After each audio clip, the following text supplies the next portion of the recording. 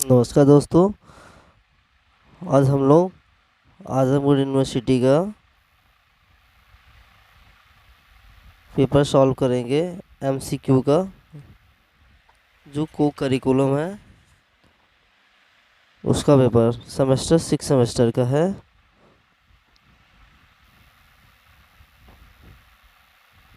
Azamgarh 6 semester का paper solve किया जाएगा। पहला क्वेश्चन इसमें है, पर्सोना शब्द संबंधित है। पर्सोना शब्द व्यक्तित्व से संबंधित होता है। अगला प्रश्न है, बाह्य अभ्यास के आधार पर व्यक्तित्व का वर्णन कहा जाता है। इसका होगा सतही दृष्टिकोण। 99% हम एक्यूरेसी शुद्ध पेपर सॉल्व करते हैं हम लोग, और बाकी यूनिवर्सिटी कौन सा आंसर किसका मानती है, कुछ प्रश्नों का आंसर यूनिवर्सिटी मान सकती है अलग, लेकिन 99% हमारी एक्यूरेसी सही रहेगी। अगला प्रश्न हम लोग देखते हैं, व्यक्तित्वशील गुणों का गत्यात्मक संगठन यह किसने कहा। पहला आइजेंक, कैटल, अल्बर्ट, एलर। इसका आंसर होगा अल्पोर्ट। अगला प्रश्न है, अंतर्मुखता बहिर्मुखता वर्गीकरण प्रस्तुत किया। इसको युंग ने प्रस्तुत किया, युंग द्वारा प्रस्तुत किया गया। कैटल द्वारा विश्लेषित किए गए व्यक्तित्वशील गुणों की संख्या कितनी है। इसका आंसर होगा, इसमें शील गुणों की संख्या 16 बताई गई है। अगला प्रश्न है, सिनेमोटा बहुवंशी व्यक्तित्व अनुसूची की रचना किसने की है। इसका आंसर होगा हैथवे एवं मैकिनले ने की है। अगला प्रश्न है, मर्रे ने एक परीक्षण की रचना करके इतिहास रच दिया। उसका नाम क्या था। इसका नाम विषय आत्मबोध परीक्षण था। अगला प्रश्न है,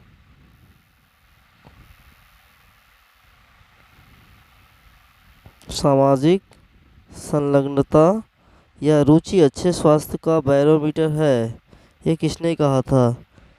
इसको एडलर ने बोला था, ये कथन एडलर ने कहा था। अगला प्रश्न है, प्रगतिशील परिवारों के बच्चों को में अपेक्षाकृत निम्न में से कौन सा प्रेरक अधिक प्रबल होता है। इसका आंसर होगा उपलब्धि। इसका आंसर होगा उपलब्धि। इसमें है, निम्नलिखित में से मनोनीत परीक्षण नहीं है। MMPI है इसका आंसर। अगला है, कर्मचारी जो अपने कार्यालय में डांट खाता है पहुंचकर पत्नी से खींच उतारता है, ऐसे कहा जाता है प्रक्षेपण। अगला प्रश्न है, ऐसे सीलगुण जिनका सरलता से परीक्षण किया जा सकता है वह पृष्ठ सीलगुण। अगला प्रश्न हम लोगों का है,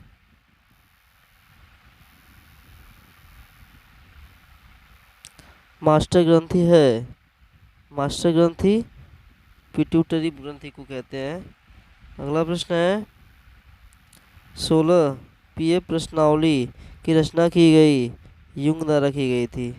अगला प्रश्न है, व्यक्तित्व का मनोविश्लेषणात्मक सिद्धांत किसके द्वारा प्रस्तुत किया गया था।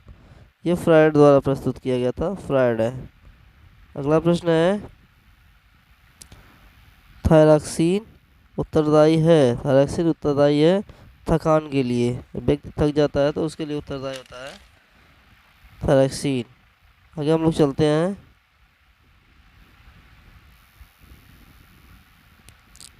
अगला प्रश्न है, इंसुलिन का क्रम स्राव उत्पन्न होता है या उत्पन्न करता है, यह मधुमेह को उत्पन्न करता है। अगला प्रश्न है, एक लड़का होने के लिए गुणसूत्र है XY गुणसूत्र, ये सभी लोग जानते हैं। अगला प्रश्न है, सांस्कृतिक संकीर्णता असुरक्षा की भावना को जन्म देती है, सहमत की भावना को जन्म देती है। अगला प्रश्न है, साक्षात्कार में आमने सामने वार्तालाप होता है ये कथन सत्य है। अगला प्रश्न हम लोग करते हैं क्वेश्चन नंबर 23। सामान्य बुद्धि लब्धि का प्रसार कितना होता है? 90 से 110 होता है। इसका आंसर होगा 90 से 110 दोस्तों। इसका आंसर ये भी सही हो सकता है, 90 से 109। अगला प्रश्न है, स्याही धब्बा परीक्षण किसने विकसित किया था? स्याही धब्बा परीक्षण रोरशा ने किया था। इसका आंसर होगा रोरशा।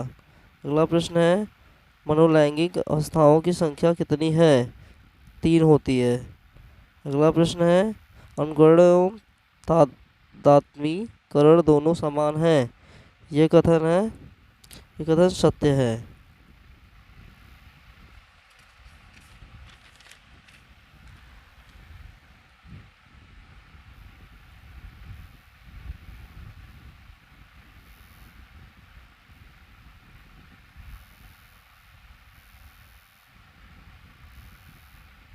अगला प्रश्न है, अपनी कमजोरी दूसरों को आरोपित करता है इसे कहा जाता है? इसे प्रक्षेपण कहा जाता है। अगला प्रश्न है, मॉडलिंग के साथ किसका नाम जुड़ा होता है? बंडूरा का जुड़ा हुआ है। अगला प्रश्न है, फ्राइड के अनुसार आक्रामकता का कारण है?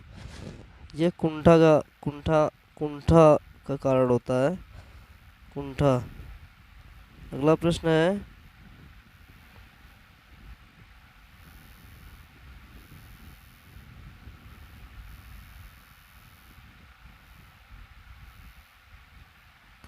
जोखिम उठाने का गुण इंगित करता है? यह जिज्ञासा को इंगित करता है। अगला है, मैस्लो के मॉडल में सर्वाधिक मूल आवश्यकता क्या है? दैहिक, की मूल आवश्यकता दैहिक है। अगला प्रश्न है, व्यवहार में उपद्रव या तूफान को कहा जाता है? इसको संवेग कहा जाता है। संवेग आवेग जो भी होता है, इसका आंसर होगा संवेग। अगला प्रश्न है, 70 से कम बुद्धि लब्धि संकेत होता है? यह मानसिक मंदता को दर्शाता है। करेक्ट आंसर है। अगला प्रश्न है,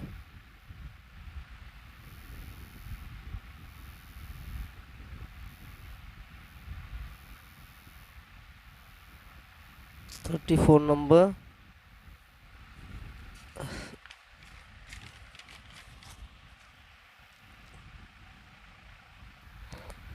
आधुनिकतावाद संबंधित है, यह टेलीविज़न से संबंधित है।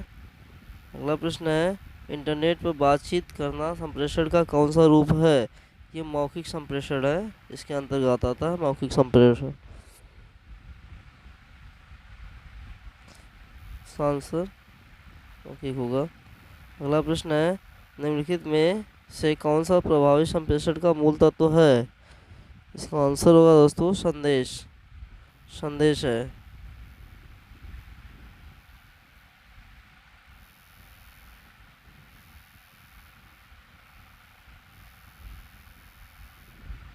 अगला प्रश्न है, एक व्यक्ति जो स्वयं को वर्णित करता है उसे कहा जाता है?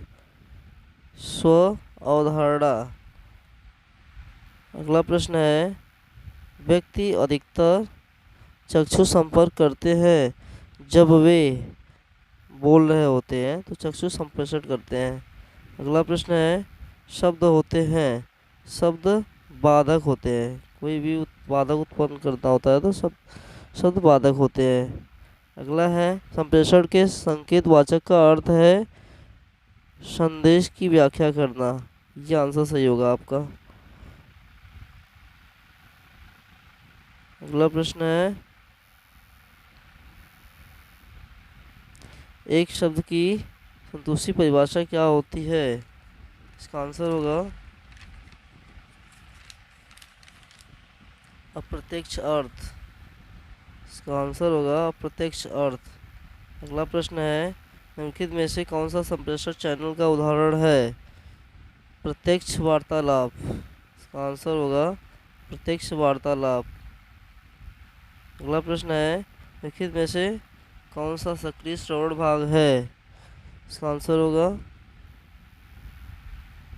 इसका आंसर ये भी सही है, ये भी सही, ये भी सही, अर्थात उपयुक्त सही आंसर सही हो जाएगा।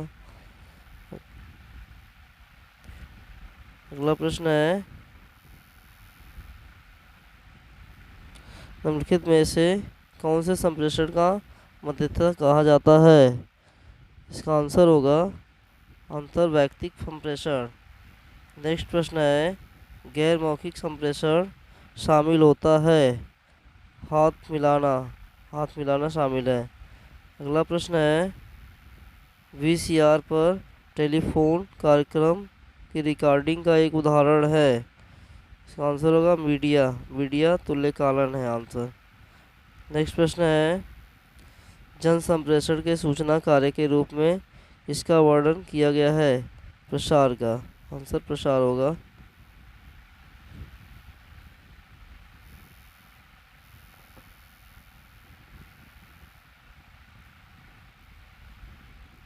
नेक्स्ट प्रश्न है, संप्रेषण प्रक्रिया में विघटन को क्या कहा जाता है? इसका आंसर होगा शोर, शोर मचाना ही संप्रेषण प्रक्रिया है।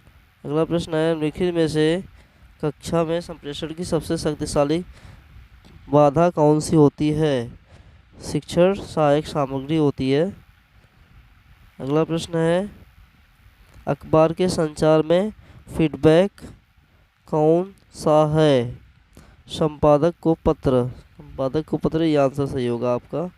अगला प्रश्न है, निम्नलिखित में से किसको संचार का पहला शत्रु कहा जाता है? संचार का पहला शत्रु है शोर, शोर नहीं होनी चाहिए संचार में। अगला प्रश्न है, फिर नंबर हम लोग आगे चलते हैं। क्वेश्चन नंबर 52, www का किससे संबंधित है? वर्ल्ड वाइड वेब का। इसका फुल फॉर्म होगा वर्ल्ड वाइड वेब, ये आंसर है, सभी लोग जानते हैं, गूगल में www आता है। अगला प्रश्न है, ईमेल का मुख्य लाभ क्या है? ईमेल का मुख्य लाभ उपरोक्त सभी होगा, इसमें तीव्र गति होता है, कम लागत होता है और रिकॉर्डिंग कीपिंग भी होता है। अगला प्रश्न है, ईमेल का संक्षिप्त नाम क्या है? ये इलेक्ट्रॉनिक मेल, ये तो सभी लोग जानते हैं दोस्तों। अगला प्रश्न है, निम्नलिखित इंटरनेट में कौन से उपयोग होते हैं? ये भी संचार भी होता है, पुनः प्राप्ति भी होता है, सूचना प्रस्तुति भी होता है। इसका आंसर उपरोक्त सभी हो जाएगा। अगला प्रश्न है 60 नंबर, इसका आंसर होगा निम्नलिखित में से कौन सा सर्च इंजन है? मैक्रो, गूगल, नेफ्टो, इंटरनेट पुस्तकालय। हम जल्दी से बताइए इसका आंसर। इसका आंसर होगा गूगल, गूगल होगा इसका आंसर, करेक्ट गूगल होगा। नेक्स्ट प्रश्न है, संचार के उद्देश्य से कंप्यूटर में क्या प्रयोग होता है? कंप्यूटर में मॉडेम प्रयोग होता है। अगला प्रश्न है, सूचना राजपथ किसे कहा जाता है? इंटरनेट को कहा जाता है सूचना राजपथ। अगला प्रश्न है, ईमेल का जन्मदाता किसे माना जाता है? ईमेल के जन्मदाता और टॉमलिंसन को माना जाता है। ये नेक्स्ट प्रश्न हम लोगों का है,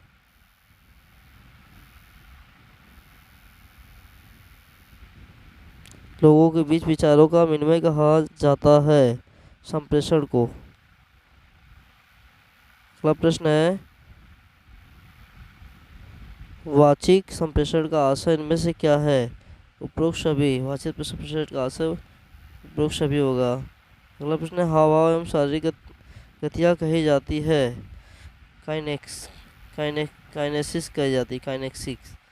अगला प्रश्न है, संप्रेषण का अर्थ समझने में असफल होना कहा जाता है, छद्म संप्रेषण कहा जाता है।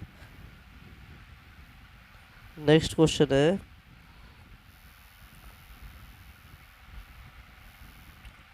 भाषा की मूल ध्वनियों को कहते हैं, भाषा की मूल ध्वनियों को क्या कहते हैं? जल्दी से बताइए इसका आंसर आप लोग कमेंट बॉक्स में। भाषा की मूल ध्वनियों को व्याकरण पद्धति कहते हैं। इसका आंसर तीसरा सही होगा। नेक्स्ट प्रश्न है, हमें वार्ता करने में किस स्मृति में से सहायता मिलती है? इसका आंसर होगा चाक्षुष स्मृति। अगला प्रश्न है, यह दृष्टिकोण के व्यवहार में अनुवंशिक कारक सन्निहित होते हैं, कहा जाता है जन्मजात। नेक्स्ट प्रश्न है, बिना स्वार्थ के दूसरों के कल्याण के प्रति चिंतित रहना कहा जाता है? परोपकारी। इसका आंसर सिंपल सा है, परोपकारी होगा। नेक्स्ट प्रश्न हम लोग आते हैं, बहुत ही आसान आसान प्रश्न है। इसके बाद अगला प्रश्न है, किसी आदेश को मान लेना कहा जाता है? आज्ञाकारी। नेक्स्ट है, आंसर बताइए आप लोग। अगला प्रश्न है, वर्गों के बीच तनाव का मुख्य कारण है गरीबी। अगला प्रश्न है, इसका आंसर गरीबी हो सकता है, और एक आंसर और है, इसका आंसर आप कमेंट बॉक्स में दे सकते हैं, स्पेशल क्वेश्चन है। अगला प्रश्न है, समाजीकरण का सर्वाधिक महत्वपूर्ण अभिकर्ता है? इसका अभिकर्ता है परिवार। समाजीकरण से पहले परिवार की जरूरत होती है। नेक्स्ट प्रश्न है आपका, रैम का पूरा नाम सभी लोग जानते हैं, रैंडम एक्सेस मेमोरी होता है। लोग आगे नेक्स्ट क्वेश्चन देखते हैं।